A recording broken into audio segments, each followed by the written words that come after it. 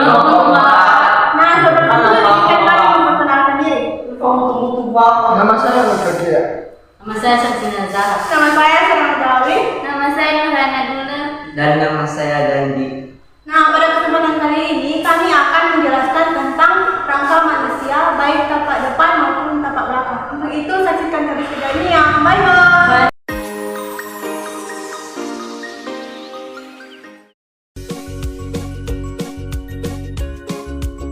Baik teman-teman, saya akan menjelaskan rangka manusia tampak depan. Nah, yang bagian pertama yaitu disebut dengan tengkorak atau yang disebut dengan skul.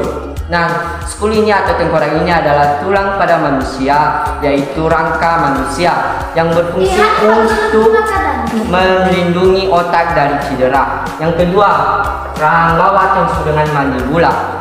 Rahang bawah adalah tulang bagian bawah tengkorak yang membantu proses mengoyak dan yang berfungsi untuk tempat melekatnya gigi bagian bawah. Yang ketiga, tulang lengan atau yang disebut dengan humerus. Nah, tulang lengan atas ini adalah bagian tulang yang paling besar dan panjang yang berfungsi untuk penghubung sandit putar yang ada di bagian bahu. Dan yang keempat yaitu clavicular atau tulang selangka. Nah, clavicular atau tulang selangka ini adalah tulang yang membentuk bahu dan penghubung lengan atas pada batang tubuh yang berfungsi sebagai penopang lengan agar bisa tergerak secara leluasa. Terima kasih. Semuanya. Nah, pada kesempatan kali ini saya akan melanjutkan menjelaskan rangka manusia tampak depan. Nah, di sini ada yang namanya rib atau tulang rusuk.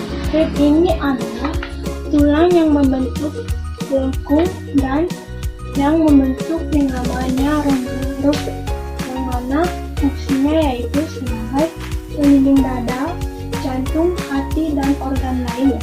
Nah, yang penting itu ada yang namanya sternum atau tulang dada. Sternum ini adalah tulang yang berada di tengah-tengah dada yang berfungsi sebagai pelindung organ-organ yang berada di dalam dada.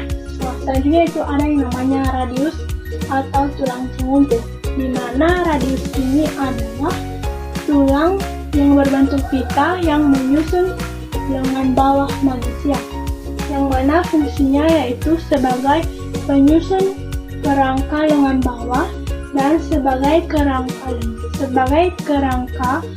alat gerak atas manusia. Nah, selanjutnya ada yang namanya ulna atau tulang hitam. Ulna adalah tulang panjang yang sejajar dengan tulang pengumpul, di mana fungsinya yaitu sebagai pendukung tangan dalam melakukan aktivitas secara keseluruhan. Nah, yang terakhir ada yang namanya femur atau tulang paha. Femur adalah tulang terbesar dan terkuat pada tubuh manusia, di mana fungsinya sebagai pendukung manusia dalam berjalan dan menyokong tubuh yang sangat besar. Terima kasih. Pada kesempatan ini saya akan menjelaskan rangka manusia tampak belakang. Yang pertama yaitu skul atau tengkorak. Tengkorak merupakan salah satu tulang yang paling penting dalam tubuh manusia. Tengkorak berfungsi melindungi organ penting di kepala, yaitu otot yang memberikan perintah ke seluruh anggota dan organ tubuh. Yang kedua yaitu vertebra atau cervicalis atau tulang leher. Tulang leher adalah tulang yang terletak di antara tulang punggung dan tulang tengkorak yang terdiri dari 7 ruas tulang. Fungsi tulang leher yaitu yang pertama, penyokong leher dan kepala, kedua membentuk struktur leher, dan ketiga terlibat dalam pergerakan kepala dan leher. Berikutnya itu scapula atau tulang belikat. Tulang belikat adalah tulang tipis berbentuk segitiga. Letak tulang belikat berada di bahu dan menghubungkan tulang selangka atau clavicula dengan tulang dengan atas atau humerus. Fungsi tulang belikat yaitu 1. Tempat tersambungnya 3 jenis sendi yaitu sendi bahu, sendi sternoclavicularis, dan sendi acromioclavicular. Kedua, tulang belikat dapat menstabilkan postur tubuh. Dalam kesempatan ini saya akan menjelaskan beberapa rangkaian manusia tanpa belakang. Yang pertama, tulang punggung. Tulang punggung ini terbuat dari serangkaian tulang-tulang kecil berrata di atas satu sama lain melalui dari dasar tengkorak hingga punggul. Fungsinya juga dikenal sebagai cakram untuk mencegah tulang punggung, memberikan struktur dan menyongkok tubuh serta melindungi saraf tulang belakang. Yang kedua, tulang pinggang.